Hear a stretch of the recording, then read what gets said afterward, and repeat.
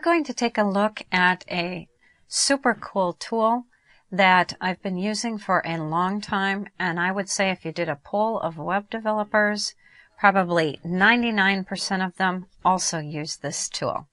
And it's a tool called Firebug, and it's used within the Firefox browser. And it is another reason why a lot of people tend to use Firefox as their default browser. So let's install this tool in the browser so you can get a taste for what it can provide you. We'll go out to my browser resources page, and within this page, which you can get to by clicking on resources and clicking on browsers, I'm going to go right here to the Firebug link, and I'll click on that and go ahead and install Firebug. And what Firebug allows you to do is install it real quick, just like any other Firefox extension, but its capabilities are pretty expansive. So I'll click Add to Firefox. Now notice it says no restart on this one. Some of the newer Firefox extensions don't force a restart. They go ahead and install the extension without you needing to close Firefox and reopen. If it's an older extension, usually you'll get a Restart Now button when you go to install, and it has to close up Firefox and reopen.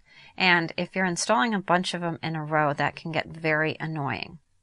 So it looks like this extension has gotten a little bit larger than it used to be, and there's a lot of information in here, so that's why you're seeing this.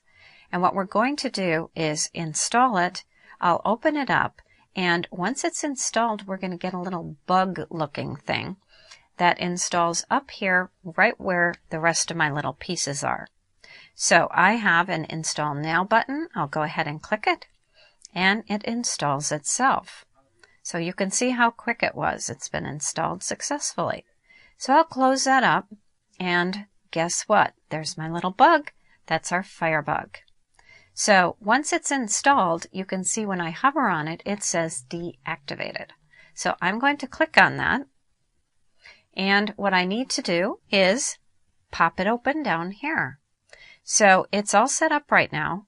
What we have is a variety of different tabs here. So if I click on Console, this is a JavaScript console you can use when you're testing JavaScript. If you're getting errors or having issues with it, this is where they'll end up. When you're first starting on the web, more than likely you'll spend a lot of time here in the HTML piece, because what this does is go through all the different pieces of your page. So if I hover over this div that says page, you can see I get this big blue square on top of my page. Let me move this down just a little bit so you can see a little bit more of it. Now I'll open up that div. And if I click on something in particular, here's the nav, you can see I get that blue, can you see how it's blue and yellow stripe? And if you're unsure what it's highlighting, just move your cursor around and you'll be able to see it. But if I hover over an HTML tag, it shows me where that tag is in the browser. Now I can also go into the CSS piece to view some of the CSS information on the page. And I'm just in the Firefox piece. Let me go over to my website and show you the same thing. So I'll go ahead and open up Firebug. Here it is, and I'm in CSS, so this is a listing of all of the CSS rules for my website.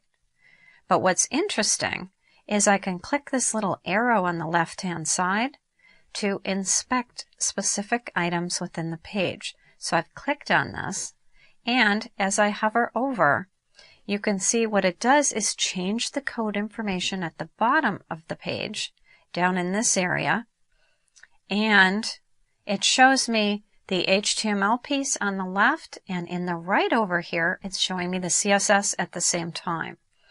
Move this over a little bit so you can see it a little bit better. And so as I hover over things, I can see exactly what the code is and what CSS has been applied to create that positioned element. So there's a lot of information within this area. You can even use it for debugging any Ajax applications, which are basically JavaScript applications that you can add to your web page. And if you're getting any errors, you can have those errors sent to Firebug and the console within this, so you can try and figure out what might be causing those issues. So there's a lot of information in this Firebug extension, and it's a very handy piece. I think it's one you're going to want to make sure that you install within your web pages. And you can get to it through my website here under Browsers. Here's the Firebug link. It must be installed into Firefox specifically. So you want to make sure you have the Firefox browser first before you try and install Firebug, and that's the browser where you install it. So that is how you install and can take a look at and view elements on your page using Firebug.